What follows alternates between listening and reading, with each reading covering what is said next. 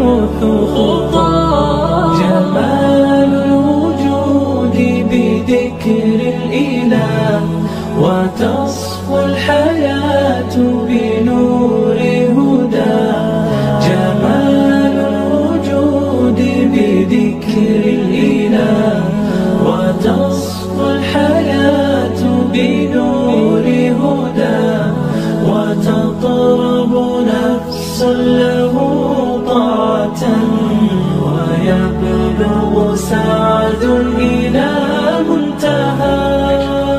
Alhamdulillahirrabbilalamin wabihi nasta'in ala umuri dunia waddin wassalatu wassalamu ala ashrafil anbiya'i wal mursalin nabiyina Muhammadin wa ala alihi wa sahbihi ajmain amma ba'd. Alhamdulillah, syukron Pak Anwar dari Umat TV.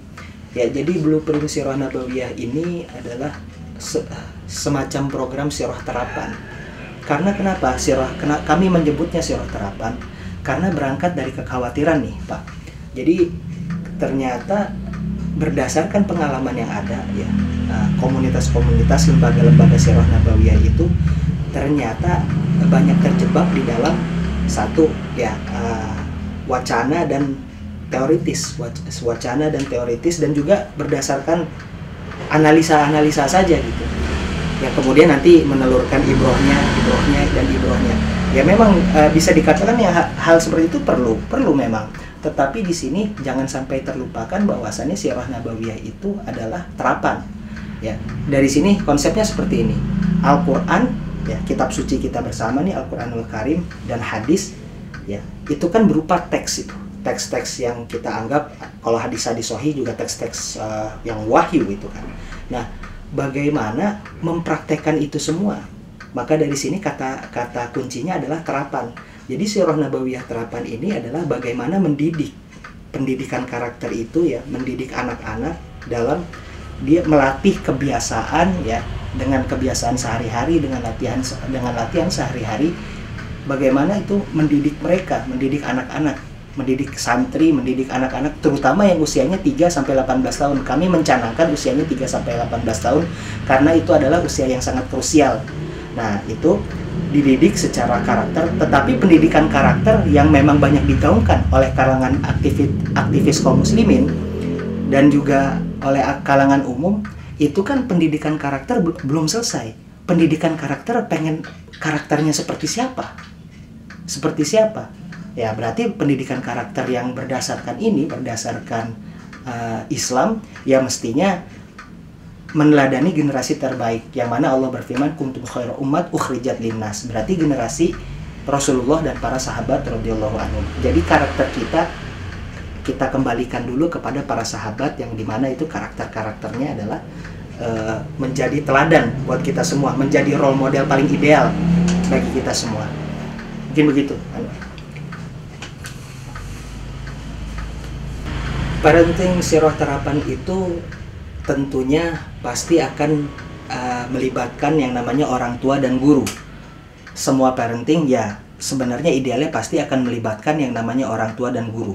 Kalau si anaknya itu ingin baik, pasti orang tuanya juga harus baik dulu, kan seperti itu prinsipnya.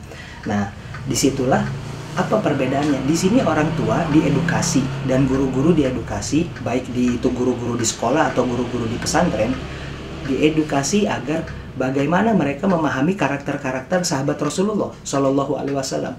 Nah, karakter-karakter itu nanti di list, ya kita list. Misalnya karakter dari Abu Bakar As-Siddiq radhiyallahu anhu, ceritanya seperti itu. Nah, kita lihat itu, oh apa saja itu? Oh, beliau ternyata As-Siddiq, jujur. Beliau ternyata adalah seorang yang pemberani, seorang yang setia menemani Rasulullah SAW. Itu di list. Nah, nanti diajarkan kepada anak-anak bagaimana santri-santri dan anak-anak itu agar pengen ketika meneladani sahabat Nabi Abu Bakar As-Siddiq itu, ya berarti kan mereka harus berlatih sifat jujur, berlatih sifat setia, berlatih sifat berani dan lain sebagainya, dermawan dan lain sebagainya. Itu dilatih.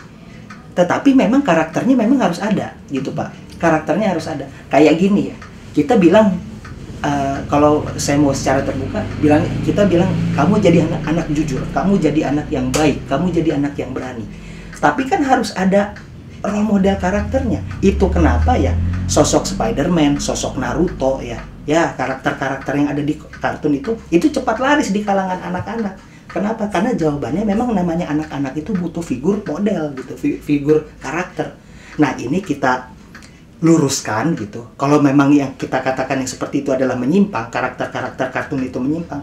Tuh, kamu tuh sebenarnya punya jagoan loh, Dek, gitu. Punya jagoan. Jagoannya siapa? Ya para sahabat itu. Nah, kan seperti itu. Jadi tidak cukup kalau menurut parenting Sirah Nabawiyah terapan ini, blueprint Sirah Nabawiyah ini, kita cuma menekankan, oh kamu harus jujur ya, oh kamu harus ini. Jadi bahkan ada harus dikaitkan dengan sosok sahabat. Kamu harus jujur ya. Tuh nanti seperti sahabat Nabi Abu Bakar As-Siddiq. Nah itu diperlukan latihan-latihan dan pembiasaan.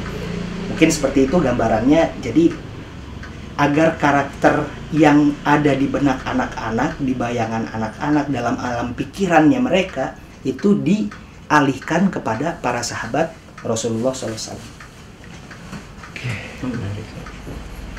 Ini salah satu konsep yang sangat mendasar dari blueprint Sirah Nabawiyah ini, dari pendidikan karakter yang kami canangkan ini.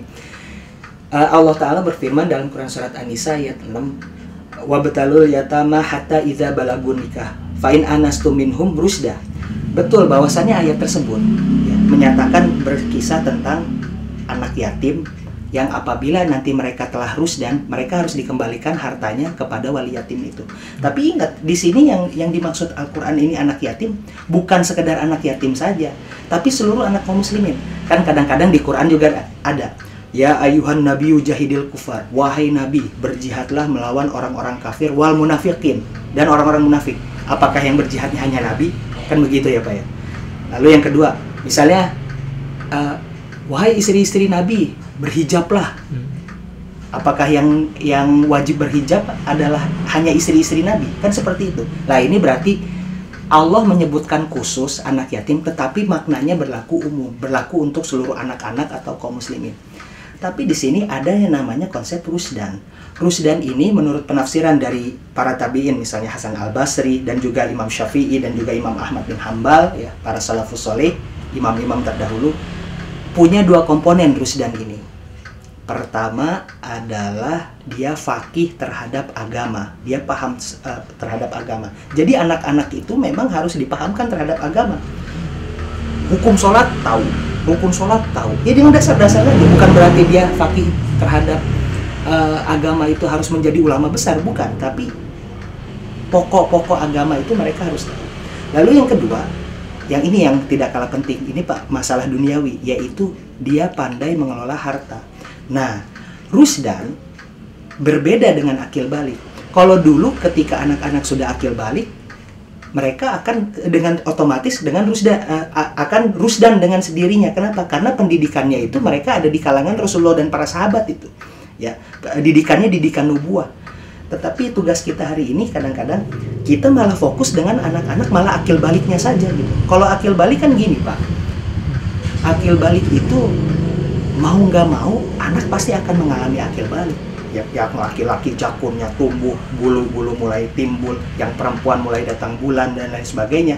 Ya, tanda-tanda anak-anak mulai akil balik tuh, yang laki dan perempuan. Itu mah jadi nggak usah kita perlu penanganan khusus pun kita udah tahu bahwasannya anak pasti akil balik gitu. Ini rusdan kadang kelupaan gitu, karena memang tidak kadang-kadang terlupa atau bahkan mungkin tidak populer di kalangan kaum muslimin saat ini. Rusdan itu jadi harus mencakup dua tuh, faqih terhadap agamanya, pandai mengelola harta. Maka dari situlah kenapa jawabannya para salafus soleh dulu, para sahabat Nabi, kok nikahnya bisa pada muda, usia belasan tahun sudah menikah, paling lama usia awal 20-an tahun. Itu kenapa pada muda? Itu bukan masalah seperti kajian-kajian sekarang itu, wah yuk kita nikah muda, yuk kita nikah muda. Itu sebenarnya hanya akibat saja. Karena kenapa? Mereka itu memang generasi yang sudah siap secara mental sejak usia belasan tahun. Contoh aja, Rasulullah itu umur 12 tahun ya, sudah punya dua profesi. Satu, beliau dikenal sebagai pedagang, membantu pamannya Abu Thalib. Kedua, beliau adalah seorang penggembala kambing. Dalam hadis riwayat Muslim, beliau menyatakan, aku menggembala kambing ya, titipan dari tokoh-tokoh Mekah dengan imbalan beberapa kirot. Ini umur 12 tahun loh. Pertanyaannya, anak 12 tahun di generasi kita udah mendapat apa gitu. Udah pencapaiannya sudah seperti apa, kan begitu. Barangkali ya kita sekarang lihat anak 12 tahun sekarang paling pencapaiannya baru main lato-lato kan, atau bermain game dan lain sebagainya. Kalau mereka sudah mendapat profesinya, sudah punya profesi, sudah punya penghasilan sendiri, sudah matang secara jiwanya. Barangkali begitu, Pak. Iya.